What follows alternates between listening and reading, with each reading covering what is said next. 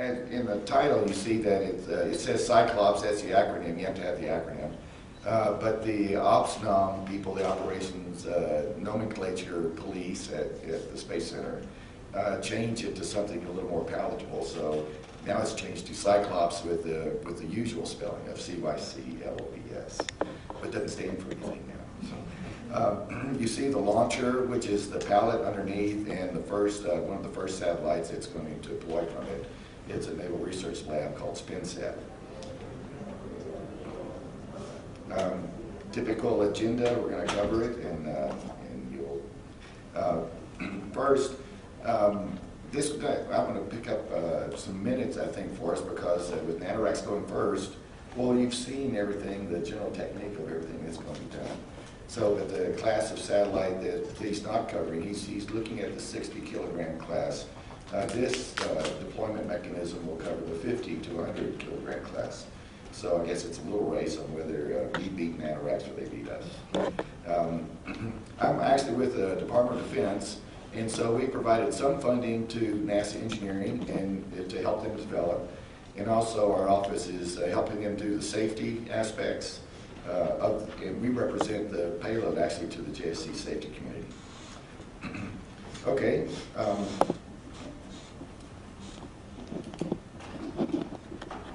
Going down, there are challenges, as you know, to fly on any vehicle, and so this will help once you understand the ISS environment and you can start to do it routinely. Then you can deploy this size of satellite without having to go with the multiple different partners that you might have in an ELC, as long as you want to go where the station is going. Okay, the anatomy of this pallet, it will also, as the JSODs, which NanoRacks talked about, this does also interface with the GEM, the Japanese airlock slide table. You see this pallet which will mount. It's, as you see, it's roughly 50 inches long, 24 inches wide, and then the smallest thickness is 3 inches. And so the rest of that is made small and thin so you get the maximum size satellite. That the requirement is to fit through the airlock, as you'll see in a minute. And it goes up to the 100-kilogram size.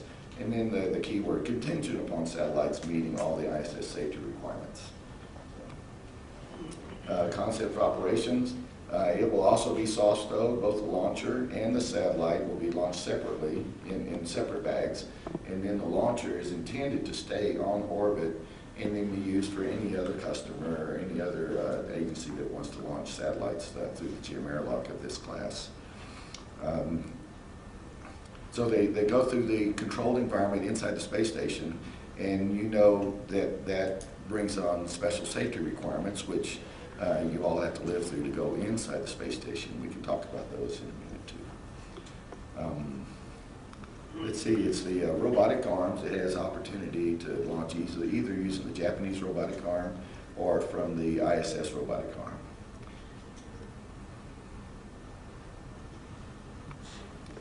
Okay, the concept of operations. First, you attach the launch platform to the slide table, and then the astronauts will pick up the satellite and will mount it onto the slide table, and there's a bolt that you will turn which clamps the satellite into its capture mechanism. To do this, you do have to depress. There's inhibit switches, and this is what's going to actuate the satellite upon deployment. So there's a set of inhibit switches that when the astronaut mates these two, he'll have to overcome the pressure of the limit switches and also the deployment spring. Okay, then once that you have the satellite mounted, then you will go through the depressurization, pumping the air out of the GEM airlock. Then you'll open up the door, and you know that the GEM door opens to the inside because it is a pressure vessel. And so then the slide table comes out, the robotic arm picks up the payload, points it in the proper direction in accordance with all the trajectory analysis that you do. And then once the satellite is deployed, Then you'll bring that back in this picture. I hope this is wrong because the satellite should be gone. And then finally you go back in and you can reset. Now if you want to deploy a second satellite, you would go through the same thing again. And I do have a little video. Let's see if we can get to it. You have to have a video. Okay. This one? Cyclops. Okay. Let's get a little bigger. This first satellite is the SpinSat, built by the Naval Research Lab. It's an atmospheric neutral density experiment. You see that this is using the ISS arm and with their various attachments. The main thing, we need to have a mechanical rotating tool that will cause the mechanism to release the satellite. So it's a very intricate set of maneuvers to get it pointed in the right direction, and it's backing down. And it has multiple springs in case one breaks. That the safety program requires that you definitely show that you're going to separate positively from the space station. And then you would reverse that to bring it back inside. And then the second satellite, this is Lone Star Sat, that's going to, they launch in January. And this is University of Texas at Austin and Texas A&M have a joint autonomous rendezvous and docking experiment. A set of 2 satellites, one is embedded, is hosted in the second. So it'll go through the exact same routine. And, intricate to maneuver the arm and not break all the joints.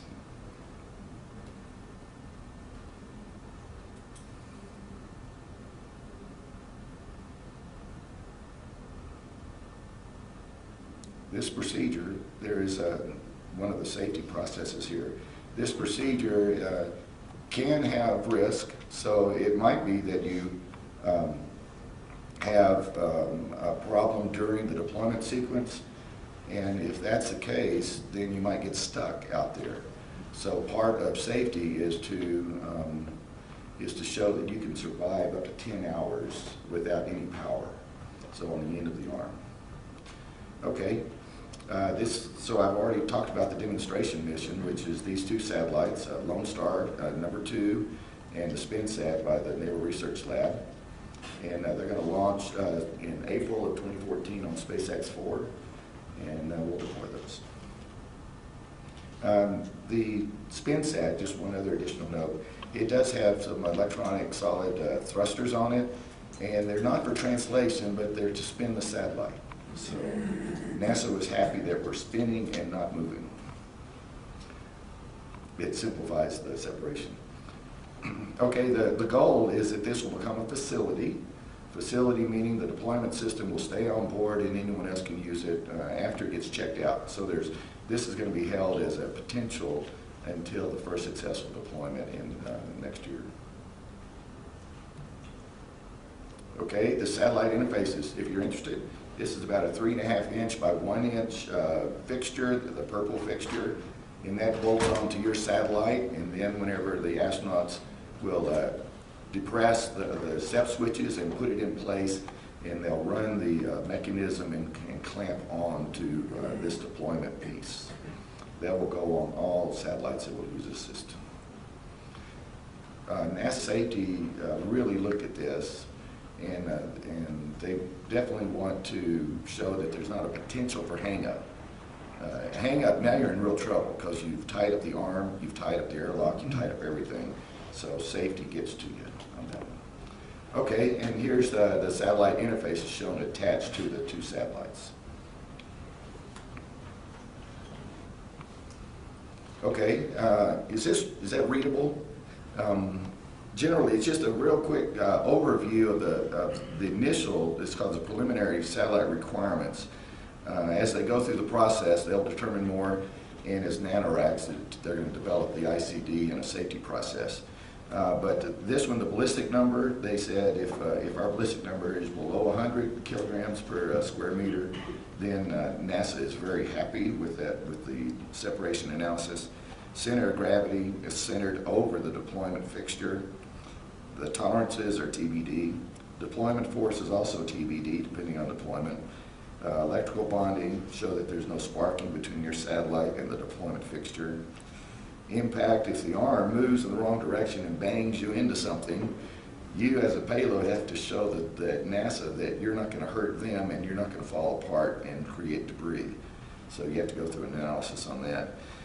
The next is inhibit switches. All satellites have hazardous activities such as batteries, transmitters, and you have to put 1 to 3 inhibits in place depending on the severity of the inhibit, the severity of the hazard.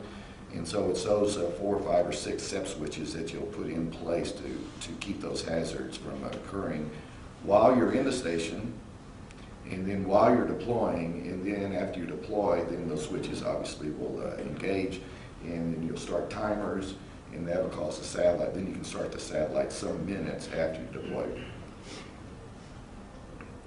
Mass less than 100 kilograms. Safety, it's going to meet all the requirements.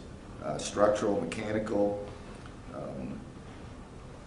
survivability, as I mentioned, 10 hours on orbit unpowered, and volume, we'll talk about that in a second, but it's got to fit through the airlock comfortably. You just have to show positive separation. The airlock, with the door mechanism, with the way the door opens, it takes off. This area right here is this funny shape is because of the door. When it comes up, you have to clear that area with the satellite.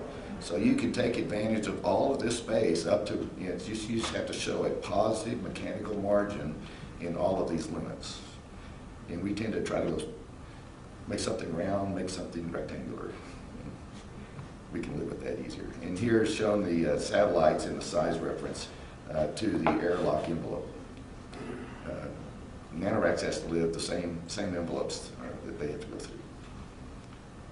Okay, and finally, there's a lot of people involved in this from ISS Engineering and our organization, the Department of Defense Space Test Program, and I'm actually Aerospace Corporation supporting DoD STP. In engineering, JAXA, the Canadian Space, the robotics arm, and then there are 2 satellites, 2 universities, and the Naval Research Lab. And so we hope to use it again. Okay.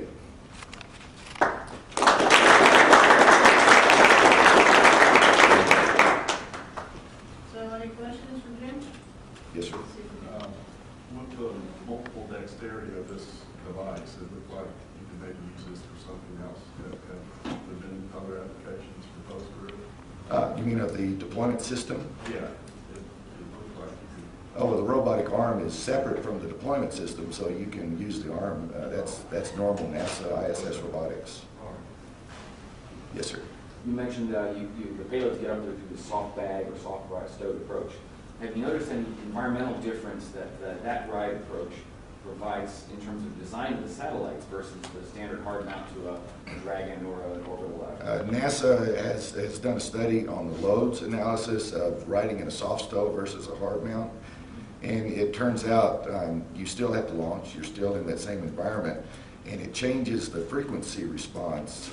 So you have higher low frequency loads than you would normally have, which surprised us. We thought everything would be less.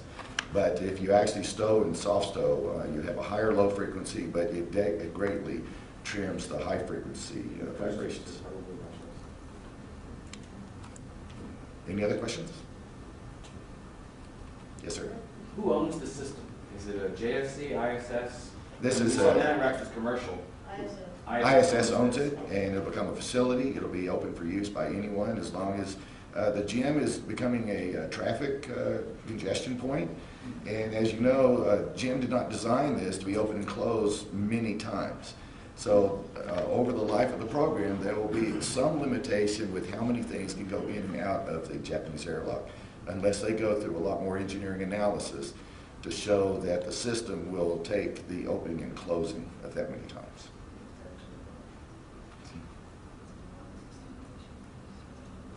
Okay. Oh, analysis limitation rather than hardware. The hardware is probably okay, but you have to pay money to do the analysis. Someone has to agree to do that. Yes? I'm Sure. sorry. Oh, no, it's okay. Yeah, one final question. What's the deployment mechanism? Is it springs or something like that? That we're gonna have to talk to Danny about. So, I've seen the sketches of it, and there are springs, and there are a three position clamp that holds on to that donut, and then it gets released. That's where there was a lot of safety analysis and concern of whether anything could hang up. So a safety panel really took us on that one. So, yes, sir. Question about what kind of control in launching you get? Is it always to a specific orbital? No, there's you get a picket? there's actually a angle of minimum and a maximum, and if your analysis shows the top edge of that trajectory window is better for you, then you can coordinate with robotics and deploy at that angle. So there is a basically back and down, and there's a wide range. You want to stay as much level. Yes, sir. Presumably with a small set, you have your propulsion and you're going to do some kind of transfer to a different orbit, but I would think there's a certain advantages to being launched, in certain orbital planes that allow you to get to where you're going with minimum. There's a lot of people that would love to put thrusters and propulsion on satellites that deploy from the station. Let's say that's a challenge that is the gauntlet has been thrown down, and we'll see how that goes through all the safety process. There'll be a challenge to get through that to show for the recontact issues.